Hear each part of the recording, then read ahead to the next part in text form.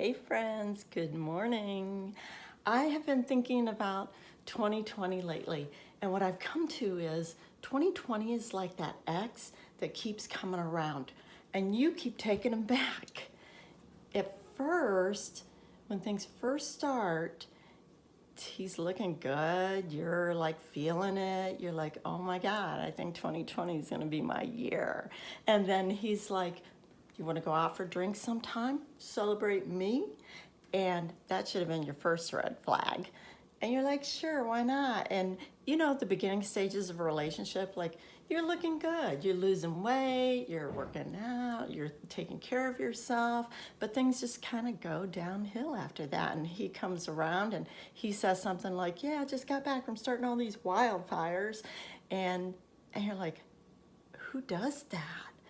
But you know, you pass it off and you're like, oh, well, it was over there, it was on the other side of the world, and it doesn't affect me, so whatever, everybody's got their quirks. And things are getting more comfortable, you're enjoying each other, and then you're starting to stay home more than you go out. And even though you like it, sometimes it'd be nice to go out. And then you're like, I like you to wear a mask. And he's like, I don't want to wear a mask. I don't like the way it feels when I wear a mask. And you're like, this isn't about you, this is about me. And so you're just like starting to butt heads a little bit, but you know, you're baking banana bread and you're cooking together and you're doing things at home and it's getting cozy. So you kind of put those other things away and uh, and then you're like, I can't deal with this anymore. You know, quarantine and mask, no mask, and all of this. I don't know. So you just start like going out more on your own. You break it off and you're like, I'm done with that. And you go out more and explore a little more than you have been. And you're like, I'm doing whatever I want to do now.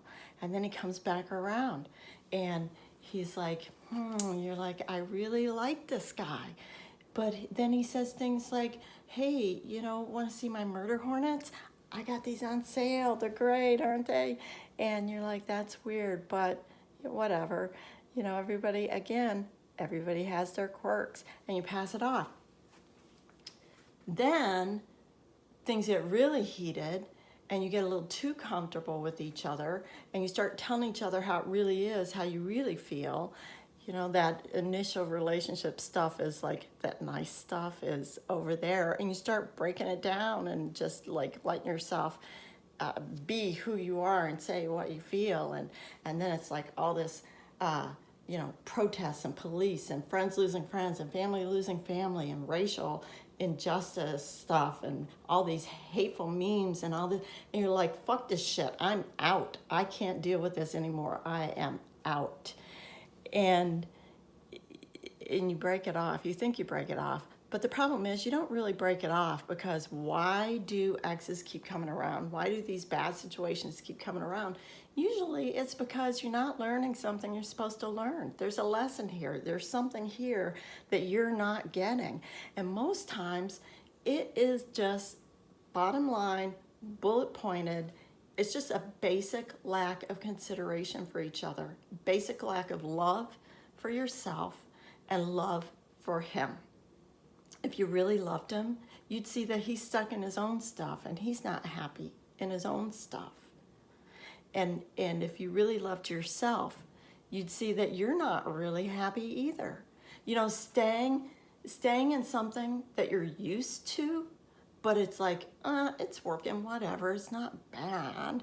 That's not a way to live life. Staying in something you're used to, but it's not working for either of you, that's just staying in your comfortable. That's just staying so you don't have to do the hard work of changing. You don't have to do the hard work of moving forward. It's scary out there. It's scary to just say, this is not good for either of us. Let's go our separate ways. And then you're out in the unknown. You're out in a place you've never been before. And so you have to see that you have to love yourself enough to want to make the change. You have to love him enough to want him to make the change. So what's 2020 telling us? I think 2020 is telling us we've got some patterns that we need to look at. We have some patterns that aren't working for us. We need to break up with those patterns. It's not the person, it's the patterns. We have to love ourselves enough to realize that we are sitting in our own comfortable. That's not how my dad would have said it. He would have said, you're sitting in your own shit. You're sitting in your own comfortable, and it's just your comfortable. It's what you know. There's other comfortable out there in the world that is waiting for you, but you don't know that could be so much better. But because this is what I know, this is comfortable, this is how it's always been, that's what I'm going to hang on to. Darn it. And that's just not working for any of us right now. So it's not time to break up with 2020. 2020 is great. 2020 came around just like that ex.